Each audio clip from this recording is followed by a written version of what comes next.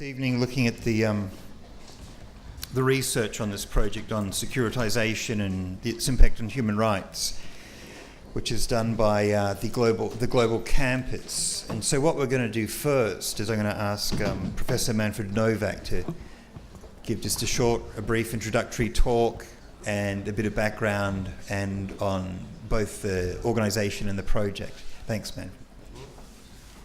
Thanks, Mike. Yeah, good evening to everybody.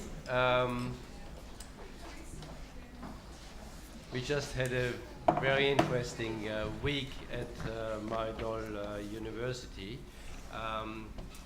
which was organized in the context of what we call the global campus of human rights, and that's probably the biggest human rights education institution in the world. It's based in Venice, but it's composed of 7 regional master programs in the field of human rights and democracy, financed primarily by the European Union. And this is one of our integrated activities. And that means we bring together a selected group of students from each of the 7 masters. One is in Latin America, one in Africa, one in the Asia Pacific, which is based here, one in the Arab world, in Europe, Southeast Europe, in the Caucasus region. And they come together with some professors, and then we have a 1-week exchange of views. Students present their papers on a particular topic. And this year it was, as you see here, securitization and the impact on human rights and democracy, human security in time of insecurity. And I will just give a few ideas at the beginning. Security as such is a very positive notion. In fact, the whole international world order that was created in reaction to World War II by the United Nations and other organizations is based very much on international peace and security. So the prohibition of armed conflict and the responsibility of the international community to prevent another world war, so to provide peace and security. But also within the borders of nation states, governments have the monopoly of the use of force in order to provide security, whether it's social security, what President Roosevelt once said, the freedom from want, freedom from poverty, to create a social security and justice system. But it's also personal security. It's the very raison d'etre of states that they should provide security against external aggression by means of the military, but also internal security, so that people can live in freedom from fear and violence. So that's the idea. It's a human right to live in a secure and safe environment. And the state has the obligation to create it. Securitization, however, has a more negative connotation. You can also overdo it. You will never have 100% of security. There will always be some type of violent crime and other threats to our security. And you cannot simply provide everybody with a police bodyguard in order to protect you. So you always have to balance, and that's a difficult issue. Where do you draw the line? To balance security with other human rights that would be, and they are violated, if you overdo the protection of security. And of course there are real threats, of course armed conflicts, organized crime, terrorism, and I just saw in the news we had another terrorist attack today in Egypt against members of the Coptic Church. And during the week while we were here gathering, there was the Manchester terrorist attack, and there was also another attack in Bangkok even. So, of course, it is a real threat. But very often these real threats then are also exaggerated. So and it is a reaction to 9/11, of course, but it goes back to a longer time, that we are feeling that that is the biggest threat to our life, but probably many, many more people die because of car accidents in most countries of the world, or of poverty in other countries, than of terrorist attacks. But in our perceived reality, because of the so-called war on terror and other really military and security related reactions to 9/11 and other terrorist attacks, we feel kind of that is the biggest threat to our security. So we have to be careful where we draw the line, that we are not also by means of the media and others exaggerate this kind of threats. It also has to do definitely with the rise of the neoliberal economic policies since the end of the Cold War, 1989, with privatization, deregulation, minimizing the role of the state. You created failed states, and with that, Somalia would be a classical example. Of course, if governments are no longer able to provide any kind of security, then you create armed groups, you create terrorist organizations, organized crime that take over. But there are other, and for me a classical example is that privatization even went that far that classical core functions of the state, such as the prisons, the administration of justice in general, the police, even the military and intelligence, were outsourced to private military and security companies. And of course, they have a vested interest in creating fears and threats, because they are then offering and providing their services for profit. That we have seen I mean, you see everywhere the securitization, because of that there are more and more, not only police and military on the streets, but we see everywhere private military and security companies. And even in the Iraq war, there was about half of the people fighting were private military companies, who also have a certain interest in fostering armed conflicts, because again, it's business. But then there are other threats that are really constructed. In Europe, for instance, and you see that also in many other regions, including also in the Asia-Pacific region, migrants and refugees, if you ask the people, are perceived as the main threat to our security.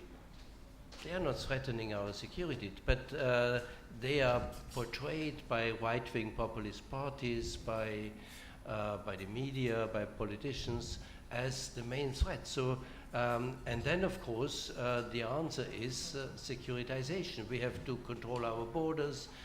We have to increase, in Europe, for instance, with Frontex, we have to increase really the military presence and police presence in the Mediterranean to simply protect our fortress Europe against immigration and refugees. But you find it also in other countries. Very often transnational corporations are endangering the ancestral lands of indigenous people because of the extracting industry, land grabbing, etc. So they are a threat to the culture of indigenous peoples. But in the narrative that is created by again, politicians and others, it's seen more, it is now the indigenous peoples that constitute the threat towards business interests. And that's why they have to be fought by, again, they're often then put in the camp of the terrorists. So that you say that they are the ones who are threatening our security. That's why we have to securitize and fight against them. So these are just a few examples. In other countries, gays and lesbians might be considered as a major threat. They're not constituting any kind of threat to our security, but they are seen, perceived as a threat to identity and need to be fought by criminalization, etc. So we are living in a world where you see more and more signs of securitization that can easily be seen if you have everywhere on the streets military and police and private military companies. That's one sign, but of course the surveillance, that is cameras everywhere, data collected on everything what we are doing, is of course a means of securitization that infringes on our right to privacy. If we have more and more checkpoints where we are checked, metal detectors everywhere, these are infringements on our right to mobility, freedom of movement. Freedom of speech and association and assembly is restricted because of security grounds, and the space of civil society is shrinking. So these are the issues that we have discussed. And so we have selected some different papers that and outcome of research of students from different regions of the world to also look into, is it more one kind of global development, or are there different regional developments? Are certain threats perceived in Latin America differently than in the Asia-Pacific region, or in Europe or in Africa? And so that is what we were discussing, and we had fascinating discussions, but now I would like to stop and hand over to our student representatives from the different master programs. Thank you very much. Okay, thanks. I'll firstly ask Louise Zimmerman to give a brief talk. So we've got four brief talks from 4 different regions looking at issues of securitization and human rights. Good evening, everyone. So my name is Louise from the APMA region. So I'm going to talk about more on how does the human securitization can affect the already marginalized groups. So we have this, for example, the LGBT communities in Indonesia, and North Korean refugees in China. We have human rights defenders in the Philippines, and then we have civil society groups who campaign and advocate for the full implementation of human rights. And then how does the securitization measures can actually affect them? Can this securitization make them more vulnerable and make them more ostracized? And if we look at it, the most affected with this are actually the vulnerable groups, the already marginalized groups. And one example in that is the children in the Philippines.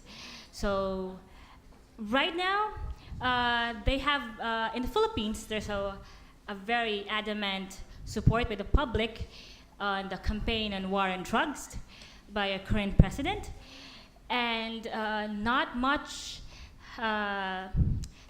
rallied or protest against when 2 House bills had been proposed: the reinstatement of death penalty and lowering the minimum age of criminal responsibility. So imagine children young as 9 years old can be criminalized, and the public is actually, and the country is actually convinced that the main problem currently in the Philippines is the war on is drugs and the rise in crime. And one of its measures is actually trying to lower the age of criminal responsibility, even though there has been lack of evidence that supports that the crime rate is increasing because children have been committing crimes as runners or drug couriers. It was only 2%. They can only contribute to like 2% in the total crime rate. But still, the current administration is very adamant in having these bills passed, especially in lowering the minimum age of criminal responsibility. So if we can look at it, the security measures actually try to marginalize, ostracize, and stigmatize the already vulnerable groups. And in this case, we have the children in the Philippines. the government, probably with their propaganda, is very successful in convincing the public that these are the main problems, and children perceiving them as actually threats. And what do? We have this. Maybe the society also have this punitive culture that contributes to this belief that yes, children can be main threats, and children should be punished, and children should be placed in jails, young as 9 years old. So if you look at it, what are the human rights violations here? If we have to lower the minimum age of criminal responsibility. Of course, even though the Philippines is party to the CRC, or the Convention on Rights of the Child, by lowering this age, the max UR, it will actually contradict to what the law, the juvenile justice law, believes and is anchored on. Survival, development, best interest of the child, participation rights, it's already lost in there. And of course, the obvious, the deprivation of liberty too. So, if we try to analyze, why do the state actually criminalize children? Is it really to solve a problem, the drug problem, the crime rate, or is just really to scapegoat, to divert the public or the country from further thinking on what are the underlying problems are? It can be poverty, or it can be access to education, or access to social services. So, if we look at it, is it really is securitization really to protect children, or to protect the whole nation, or is it really to protect the state? Is it really for the best interest of children, or maybe for the best interest of the state? The state is or the country especially, and the current government is very adamant in having these bills passed, especially on lowering the age of criminal responsibility. But currently, I think the other day it was just reported that they wouldn't resort in doing that. But they said they can have a substitute bill. So they are not lowering the age to 9 years old anymore. It's supposed to be for 15 is the minimum age of criminal responsibility. Instead of lowering it to 9, they can retain it, but it has to be that the children have to young as 9 have to undergo rehabilitation in agricultural camps or in detention centers. And if you look at it, some child rights advocates insist that the rehabilitation centers for children in the Philippines have situations or living conditions similar to that of prison. So the substitute bill actually is still similar to jailing 9-year-old kids. So it kind of diverts, having this bill passed kind of diverts to pushing for the full implementation of the law. We have the current juvenile justice law. Instead of having full implementation of the prevention, intervention, rehabilitation, and integration services, it isn't. It's not doing that. But it kind of diverted, okay, we have to have this bill passed because the crime rate is increasing and the drugs is a very, very serious problem. So again, children here, marginalized group children who are more voiceless in the society, are criminalized, are stigmatized, and are actually punished for offenses that even adults couldn't be punished. Or it takes away the accountability of the government, or the accountability of the government to protect these children, or to implement full laws, like the full implementation of our Juvenile Justice and Welfare Act. So, unfortunately, in the Philippines, most of the public is convinced that this can be effective. And with a growing rise of extrajudicially killed, for about over 8,000 victims on the war on drugs, the public remains supportive. That this is actually a safety blanket. They feel secure. So having children also be penalized or be criminalized, it makes them feel secured. So in war on drugs, are we really protecting the best interests of the children, or more of the best interests of the state?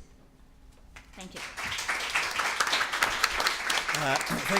Thanks, Louise. Next, we've got Nora Samar. Good evening. Thank you, Luis, for your comments. I think it's very interesting to see how children are portrayed as threats in different contexts. For example, in the Palestinian-Israeli context, there's an Israeli law called the Shakad, which actually criminalized children who throw rocks at Israelis' policies and strengthen the criminalization of this act. There's an interesting clause in this law which states that children are persecuted even if their intention is not direct to harm police officers. And I think this information takes us or make us rethink colonial laws and how they are used as a security practice or surveillance tool. So securitization in the Palestinian-Israeli context is played in different levels or different levels. So it's ranging from checkpoints, biometric IDs, restriction on mobilization, restriction on family reunions, which restrict family getting married and so on. But they are fostered in a legal platform. And so the laws that are passed by the Israeli Knesset are direct to dominate and control in order to strengthen the segregation between the Israelis and the Arab minority. And so they keep presenting or representing the Palestinians as a threat. So one of, two of these laws that I'm going to give you an example of portray this whole complex relation. For example, the Nakba bill, it allows the finance minister of Israel to block any financial aid to organizations and civil associations that can commemorate the Nakba, which is the expulsion of hundreds of Palestinians. The other law is the deprivation of the Knesset members. The Knesset is the Israeli parliament. The Knesset members of parliamentary protection if they do tackle any issue that threatens the Jewish character of Israel. So you can see how legislations in Israel can keep creating a constant threat of the Palestinian himself or herself, and reinforce the dominance of a group over one group, which violate eventually political and civil rights of the Palestinians. Thank you for your listening.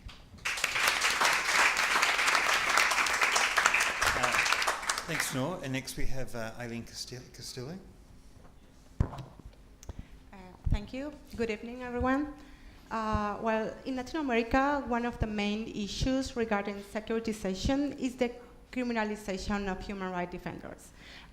In the context of the global classroom, I have the opportunity to talk about how indigenous people are framed as security threats. I'm going to talk about the particular case of Chile. The Mapuche people is the largest indigenous group in this country, and they are being framed as terrorists in the last 15 years by the Chilean state for demanding protection over their lands and control over them. In these territories, in their ancestral territories, many extractive projects are being developed with the approval of the state. The Mapuche people have been in confrontation with the state since the 19th century, where the Chilean state took their lands where they used to live, and sell them off to private owners.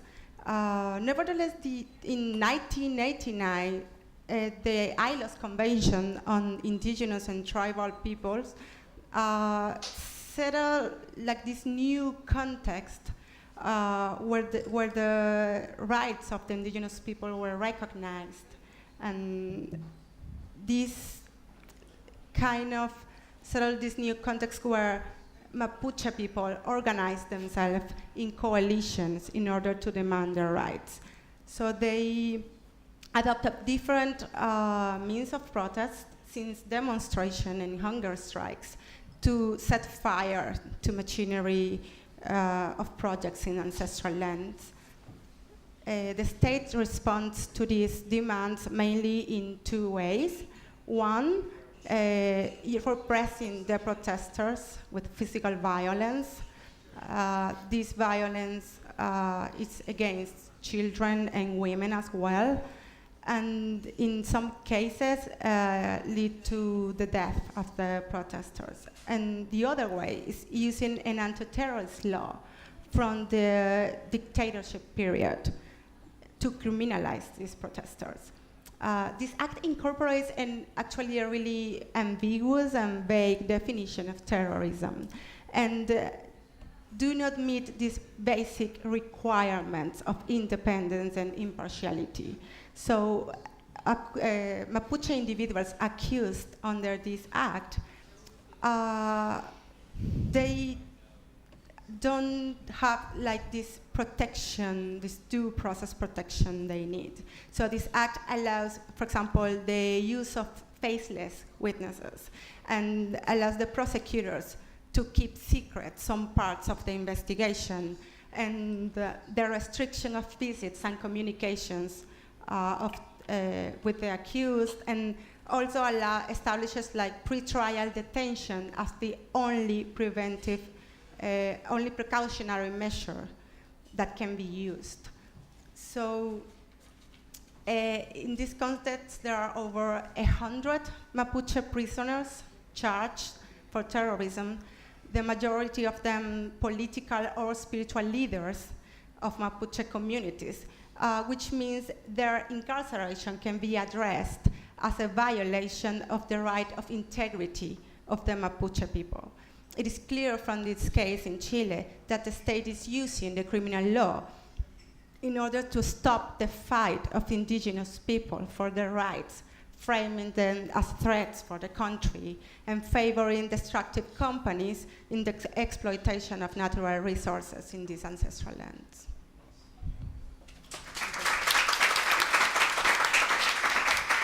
Okay, and thanks. We've next got Stephen. Hello.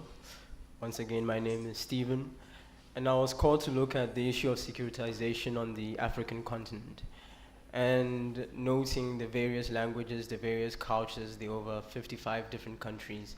It's quite difficult to create a single issue which is present in all African countries.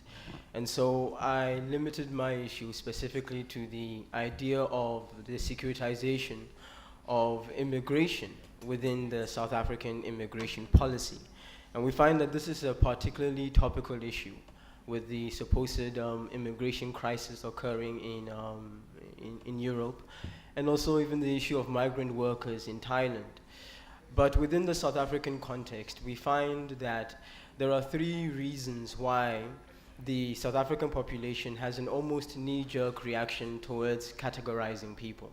And these three issues specifically start off with colonialism, slavery, and then end off with the Cold War. But we even went further to argue that apartheid, or the existence of apartheid in the South African system, created an instance where people were separated, not just legally, but also geographically on the basis of their race, on the basis of class, and several other bases. And we find that by virtue of these separations, that it has almost filtered into every aspect of South African life. And so we find that in the early 2000s, when there was a mass influx of African immigrants into South Africa, that there was already an existing environment which would inherently seek to not only categorize these immigrants, but also seek to present them as a threat. And although we talk about these issues of securitization and all these complex concepts, we find that it's in fact very simple. In the South African circumstance, you are an urban, marginalized, poor individual in an environment which is one of the largest economies in the world, yet somehow you haven't benefited from this large economy. And even though you haven't benefited from this large economy, the use of media, etc., tells you that regardless of the little that you have, you are somehow better off than your brothers on the other African continents because they seem to be suffering more than you. And so you hold on to the little that you have with as much vigor as you possibly can. And then in the early 2000s, more African immigrants float into the country, and they do not reside in the more prosperous parts of the country. They reside where you live, and they use up the little that you have. And on that basis, an almost natural knee-jerk reaction is to perceive these people not only as a threat to the little that you have, but to your whole safety as a whole. In a society where you are prone to creating identities, the very existence of the other threatens that identity. And so we find that with regards to the issue of securitization in South Africa, it wasn't the government creating policies that presented immigrants as threats. There was this strange phenomenon of securitization from below, where the citizens, the urban marginalized poor, who are forgotten, who have very little, and who stood to lose the little that they have, started to create immigrants as threats and started to call government to act in such a way that the threat posed by these immigrants will in fact be dealt with. And we found that this issue of immigration then became politicized and became securitized to such an extent that we saw mass crackdowns of immigrants in urban townships and other actions taken by government. In fact, there is a current proposal by the South African government to amend the Refugee Act, which is possibly the most progressive refugee legislation in the world. And the proposals seek to bring about this idea of an encampment model of dealing with refugees, therefore creating separate camps for refugees to live in and to be separate from these individuals as a means to curb the violence. And so we find that in this particular instance, which although is unique to South Africa, also pertains to the world as a whole in terms of what we face now. And that is our role as citizens, our role as individuals in creating environments where securitization is ripe. How our prejudices, the things we believe in our social circles, rise to such a level that they become public policy. And this is what we've seen in the South African instance. How we do not, instead of seeking to understand people, we separate ourselves from those individuals and we create a situation where by being different, your life, your freedom to movement, even your right to work is threatened. And that was the instance of securitization that occurred in South Africa. Thank you.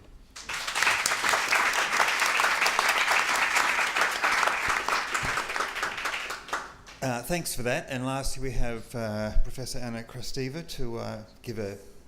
to join the dots together.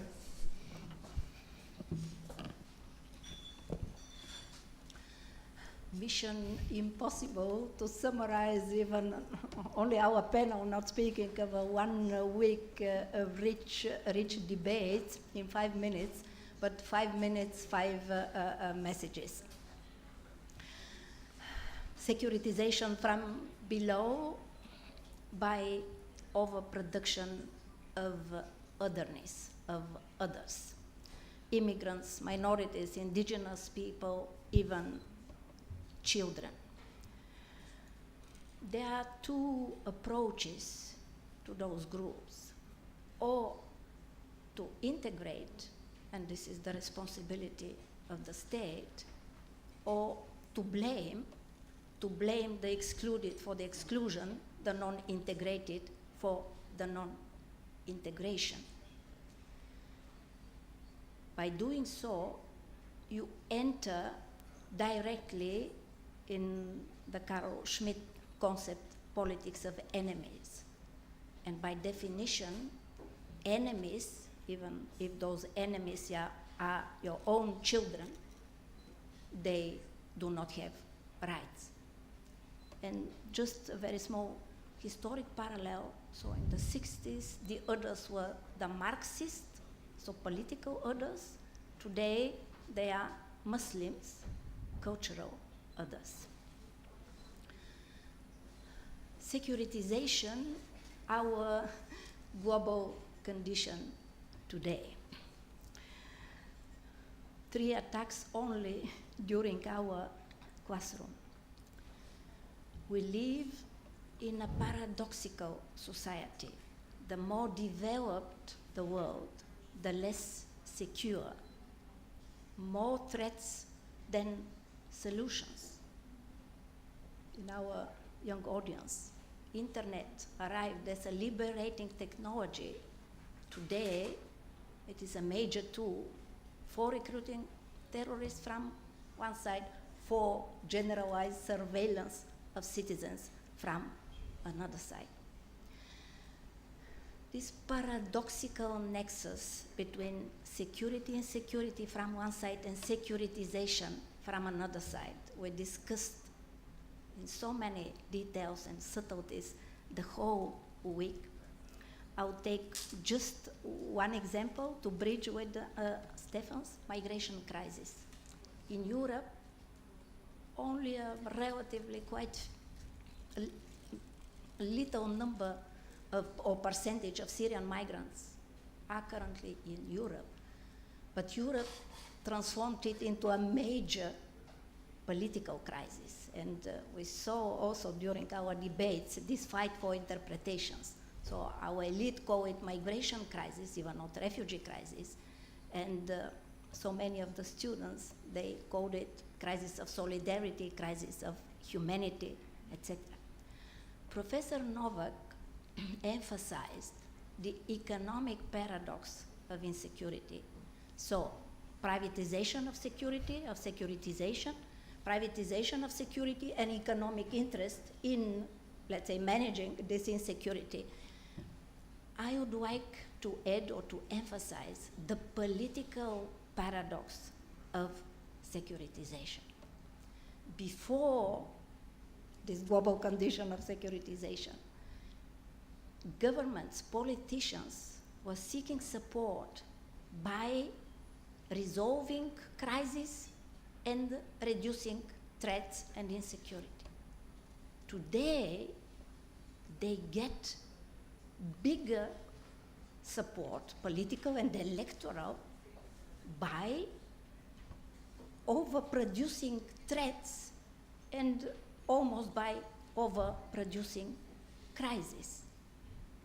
This is the major paradox of securitization, which could be summarized: no more security, even less, permanent state of emergency, the most paradoxical concept. If it is a state of emergency, by definition it should be temporary, but we are living in the West more and more in a permanent state of security, and a permanent state of security, of course, strengthens only, let's say, the securitizing elites. Third message, the other side of the coin, human rights defenders as the immune system of the society. And securitization, let's say, or countering securitization.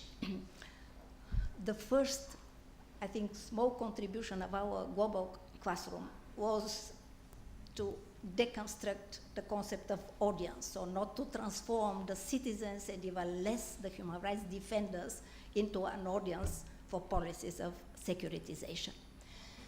Two opposite trends around the globe. So from one side, or marginalization or really persecution of human rights defenders, so many data coming from all over the world. From another side, amazing, let's say, strength and vitality of the civil society. And I will mention simply, let's say, two of our major activities.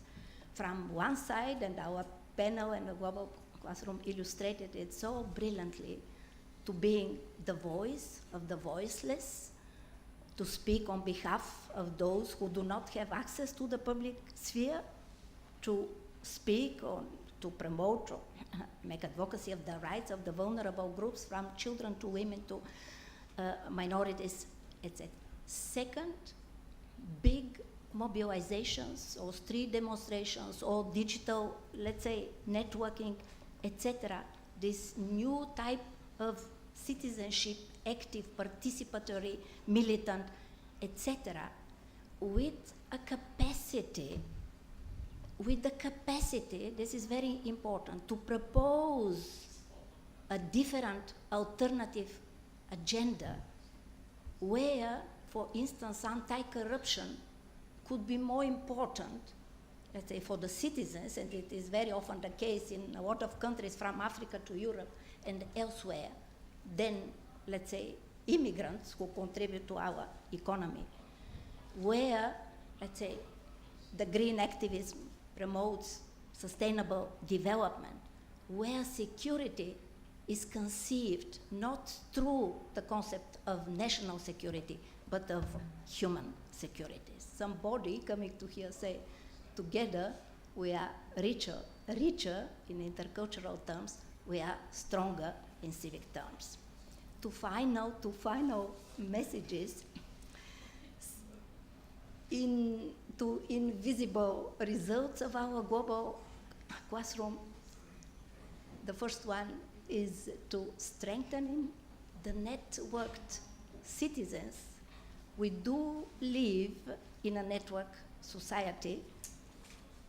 Corporations have been networked, okay, for several decades. We are in a global city where we see global and local capitals, goods and symbols mixed together.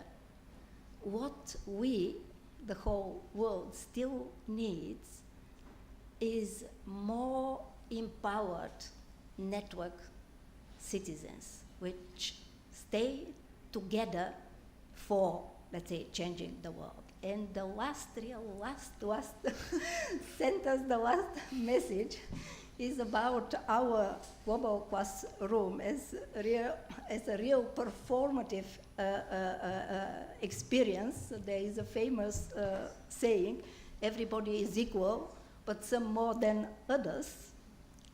Everybody but the global classroom. I think it was a utopian space of almost perfect, equality, between equality and exchange and mutual empowerment between students and professors, between different regions of the world, between different perspectives, between different experiences, between different concepts.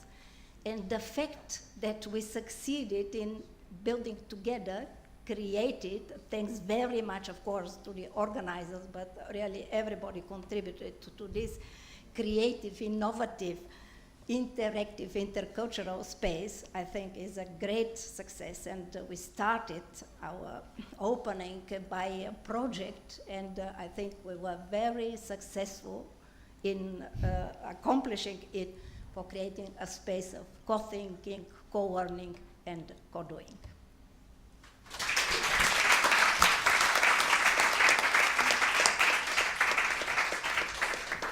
Okay, thanks for that. The panel's okay to take some questions? We'll just have, okay. So we'll just have like 2 or 3 questions. We'll need the questions to go through the microphone, just so it gets picked up on the recording.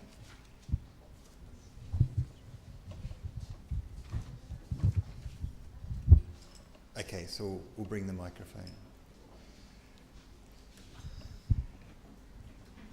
If you just say your name as well, thanks. Thank you very much. My name is Andre van Straten. I'm the Councillor, Political and Economic Affairs at the South African Embassy here. And I need to set the record straight. First of all, you talk about the South African immigration facts, immigration and the problem of immigration in South Africa. I would like to point out to you that the backbone of our foreign policy is the promotion of the African agenda and the agenda of itself. So we promote the African agenda. The African agenda is pivotal to our foreign policy and our national policy priorities. Second of all, the former liberation movements, who are currently now the government of the Republic of South Africa since 1994, found sanctuary in Africa, and we reciprocated by also giving sanctuary to Africans and opening our borders to African people. In terms of colonization, the South African government is very outspoken, very critical. There's simply no legacy of any colonialism in our country anymore. In terms of a Cold War, what you said, the Cold War actually provided the opportunity for us for the former regime to engage the liberation movements for political dialogue, and that led to the current political democratic dispensation that we have established in South Africa. In terms of the reaction by our citizens to immigrants that you've referred to, there was a threat by illegal immigrants who perpetrated crime, sold drugs, engaged in prostitution, and it's the right and the duty of any government to act against these people, which they did. But in the same vein, that it also protect the immigrants. The government also embarked on an orchestrated campaigns to denounce and to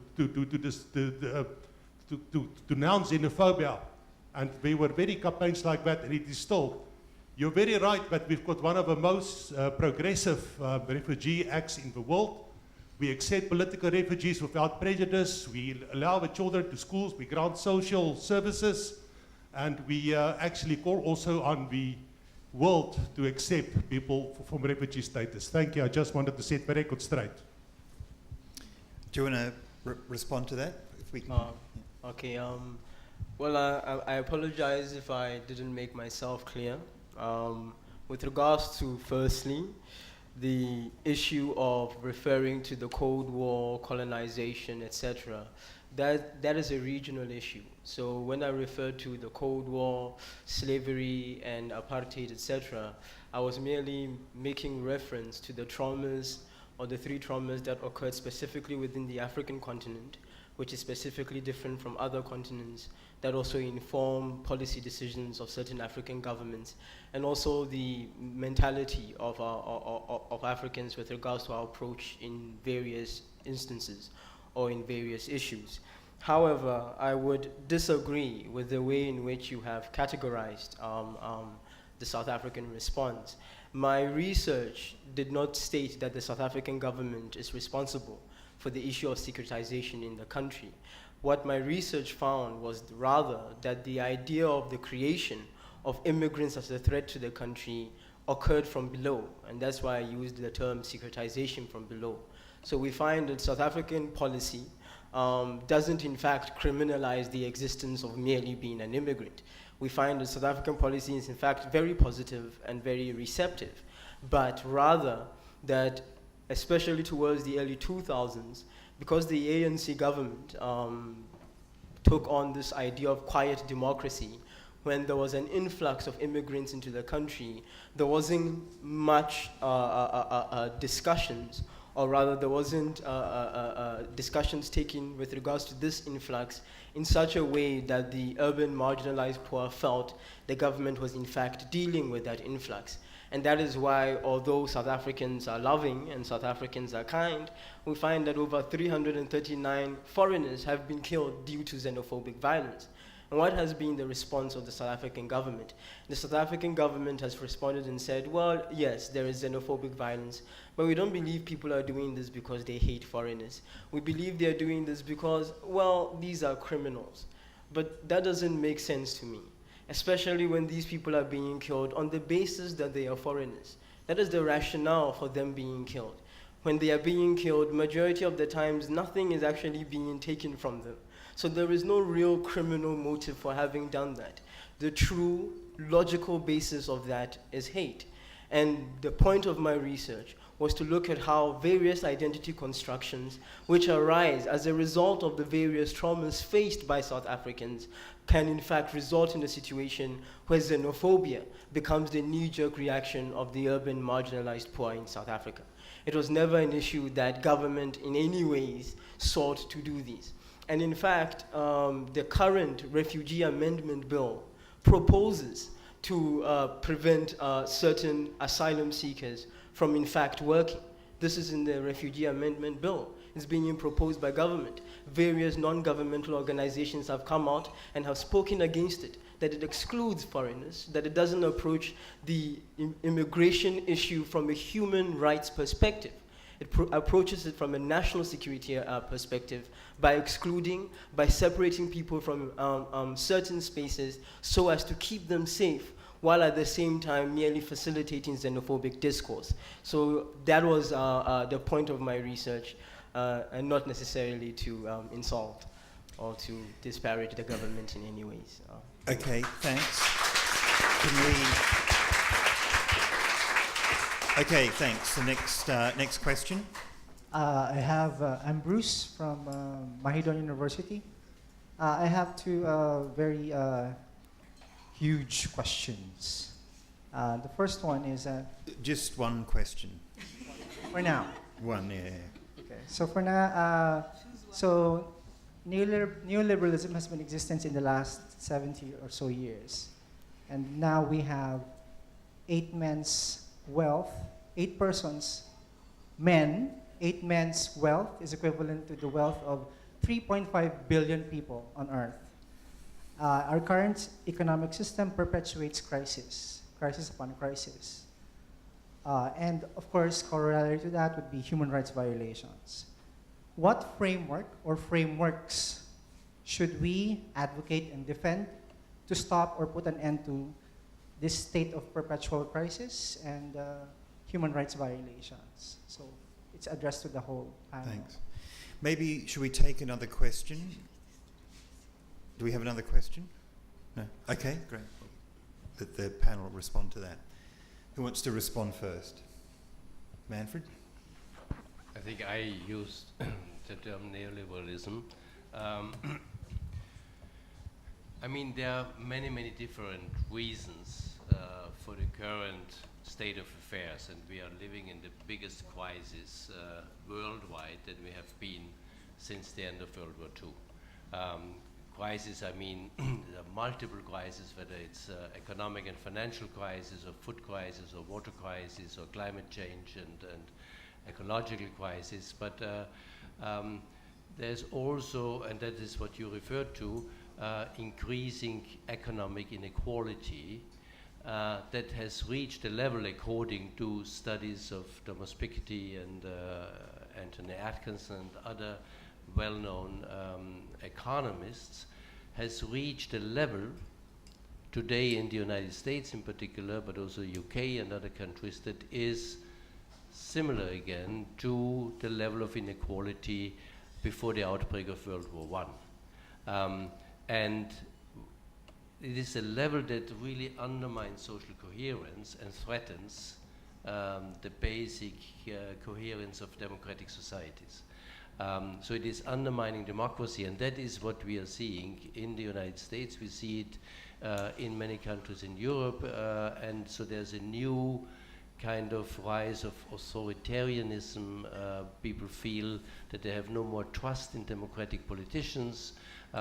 We see that all over the world, a trend away from democracy towards less democratic or illiberal democracies in Europe, even within the European Union, in Hungary, in Poland, or in the wider Europe, in the Russian Federation, in Turkey, etc. In that sense, neoliberal policies that also, by means of deregulation, privatization, are really kind of privatizing core functions of core state functions that were for a long time seen as an obligation of states in order to protect, promote, fulfill certain human rights. Whether I think about privatization in the fields of the health system, the education system, the whole social security pension systems, but even, as I said before, in the area of the privatization of prisons and of the whole security sector, that is creating a situation where the results are also securitization. And that is a tendency that I think is really very, very dangerous. Now, what is an alternative framework? I think the heads of state and government in September 2015 adopted the Agenda 2030 with 17 Sustainable Development Goals. And this is a realistic agenda, it is not utopian. If the political will is there, we can achieve this. We can eradicate poverty. We can eradicate hunger. We can provide more gender equality. We can also, and one of the SDGs is also to reduce economic inequality again to a level that is consistent with democratic values and the rule of law, and many other SDGs. So it's simply a question of political will. If you really want to achieve the SDGs by 2030, but it would only be possible if there's the political will and the radical change of the current economic policies that are driving globalization. It's possible. It's also climate change can be halted in a way that we would not actually exceed the 2 centigrades global warming that would lead to irreversible disasters, actually, and natural disasters. It is possible, but we are already very, very late if we want to really achieve the SDGs. So it's not only a development agenda, it's a very comprehensive agenda for development, international peace and security, and also human rights. It's very much based on the internationally agreed universal human rights. Okay, Anna, you want to respond? Just probably one sentence. I subscribe 100% to Professor Novak's argument. What I wanted to specify is that when we criticize neoliberalism for all the arguments in the question and in the answer, we have to be very cautious, because this is a major critique also addressed by populists. So this is a major argument of populism for introducing their agenda, and their agenda we have debated already, so that does not bring solutions but brings the let's say the multiplication and the reproduction of the problem. So when we criticize neoliberalism mainly in economic terms, also in political terms, we should be very much aware that we have to protect even more liberal values, individual freedoms, freedom of expression, etc., all of them more and more limited by all those regimes, even in the EU, even in the European Union, so promoting this illiberal democracy. So let's criticize, but let's also make distinction between our civic critique and the populist one. I know that was a point. There happened to many NGOs here who were very fervently protesting the TPP, and then when Donald Trump comes along and also takes their view, they were a bit embarrassed because they were, on the same side. And how do we deal with this critique that agrees with his policy and platform? But I think, are there any more questions? I think at this point we can finish the session. So well done, everyone. Thank you.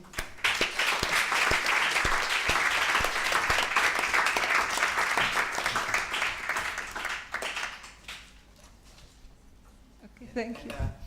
Well, that's it. So we're finished. Yeah, we're gonna have dinner. Yeah. Really.